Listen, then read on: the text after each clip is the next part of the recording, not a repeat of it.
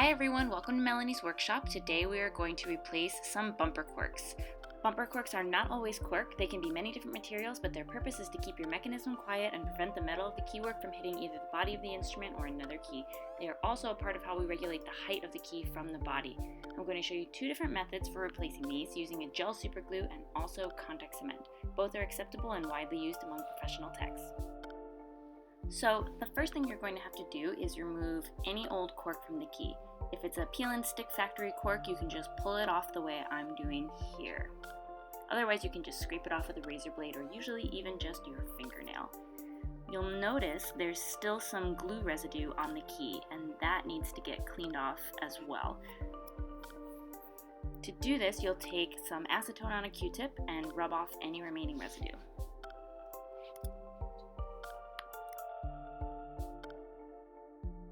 Nice and clean.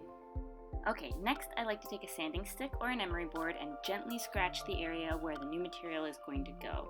This helps the glue adhere more securely and will give you a more long-lasting bumper. After that, I re-acetone the area just to be on the safe side. You don't want any grease or oils from your hands getting in the way of your glue. Next, you'll grab the material you're going to be using for the new bumper, and this can be a felt or a cork or whatever you've decided to use. So for super gluing a bumper, I like to pre-cut my piece. You want to cut a piece that's a little too large for the area that you need to cover, and then you'll trim the excess afterward.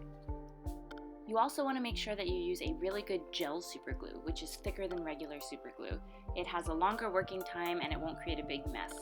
So once your piece is ready to go, I put a few dots of superglue on the area and then I use my new piece to spread it around evenly before sticking it on and holding it in place for a few seconds while the glue cures. How long you have to hold the piece on there depends on which superglue you end up choosing for the job. Oh, and don't forget to close your superglue bottle so it's not exposed to the air. Okay. Next, I'm going to show you how to apply a bumper using contact cement. The process is mostly the same. We're going to lightly scratch up the key where the new piece will go, and then give it a wipe with acetone again. But this time, instead of pre-cutting my piece, I'm going to apply the contact cement on a small section of the whole felt and wait for it to dry. It's just easier to hold it this way, and also you don't have to worry about losing a tiny pre-cut piece while it's drying. Then I'll apply it to the key and wait for both to completely dry before sticking them together. With contact cement, I never apply directly from the bottle. I prefer to use an applicator, which in my opinion keeps things neater and keeps the contact cement from being unnecessarily exposed to the air. While the contact cement dries, we can come back to our superglued bumper and trim it to make it look nice and pretty.